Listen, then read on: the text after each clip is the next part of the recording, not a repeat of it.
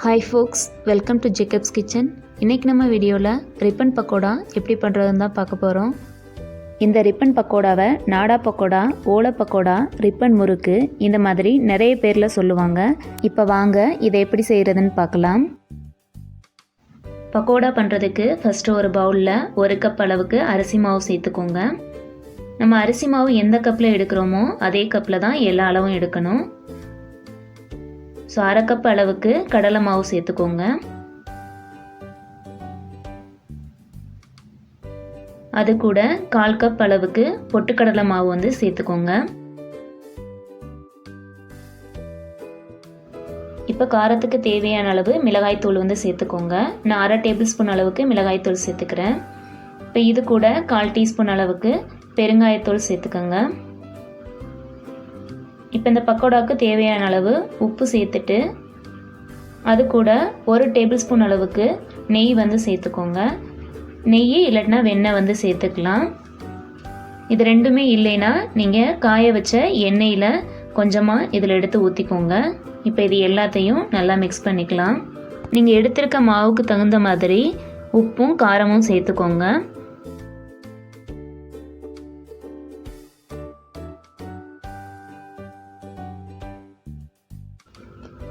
மாவு நல்லா மிக்ஸ் பண்ணியாச்சு. இப்போ இதில் 1/2 டீஸ்பூன் அளவுக்கு எள்ளு வந்து சேர்த்துக்கிறேன். உங்கள்கிட்ட எள்ளு இல்லைன்னா நீங்கள் வந்து சீரகத்தை கையில் நுணுக்கி சேர்த்துக்கோங்க. இப்போ இதையும் நல்லா மிக்ஸ் பண்ணிக்கலாம். இப்போ இந்த மாவில் கொஞ்சம் கொஞ்சமாக தண்ணி சேர்த்து ஃபஸ்ட்டு மிக்ஸ் பண்ணிக்கோங்க. முதல்ல பார்த்தீங்கன்னா நீங்கள் தண்ணி நிறைய சேர்த்துடக்கூடாது. அப்புறம் மாவு வந்து ரொம்ப தண்ணியாக இருக்கிற மாதிரி இருக்கும். அதனால் கொஞ்சம் கொஞ்சமாக தண்ணி சேர்த்து சப்பாத்தி மாவோட கொஞ்சம் இலகுன மாதிரி நீங்கள் வந்து பிசைஞ்சு எடுத்துக்கோங்க. மாவு நல்லா பிசைஞ்சாச்சு. தொட்டு பார்த்தீங்கன்னா இந்த அளவுக்கு உள்ளே அமுங்கணும். இப்போ நான் உருட்டி காமிக்கிறேன் பாருங்கள். நான் கட்டவரில் வச்சு அமுக்கும் போது எவ்வளோ சாஃப்டாக உள்ளே போகுதுன்னு. இப்போ நம்மளுடைய மாவு வந்து ரெடி ஆயிடுச்சு. இது காயாமல் இருக்க இதை வந்து ஒரு மூடி போட்டு மூடி வச்சுருங்க. ரிப்பன் பக்கோடா பண்ணுறதுக்கு இந்த மாதிரி லைன் போட்ட ரிப்பன் அச்சு வந்து எடுத்து வச்சுக்கோங்க. இப்போ இதுலேயும் நம்ம முறுக்கு புளிகிற கட்டையிலையும் நல்லா எண்ணெயை தடவிட்டு நம்ம வந்து மாவை உள்ளே வச்சிடலாம். கொஞ்சம் கொஞ்சமாக மாவு எடுத்து நல்லா உருட்டிட்டு உள்ளே வச்சுருங்க. மாவு வந்து ஃபுல்லாக வைக்கக்கூடாது. நான் ஏற்கனவே சொன்ன மாதிரி 3/4 பகுதி தான் மாவு வந்து வைக்கணும். அப்போ தான் நம்ம அழுத்தும் போது ஈஸியாக நம்மளால் அமுக்க முடியும். இப்போ நான் உங்களுக்கு அமைக்க காமிக்கிறேன் பாருங்கள். நீங்கள் லேசாக அமுக்கும் போதே நல்லா வெளியில் வரணும். அந்தளவுக்கு மாவு வந்து நீங்கள் சாஃப்டாக பிசைஞ்சிட்டிங்கன்னா இந்த மாதிரி வரும். அடுத்து பக்கோடா பண்ணுறதுக்கு எண்ணெயை நல்லா சூடு பண்ணிக்கோங்க.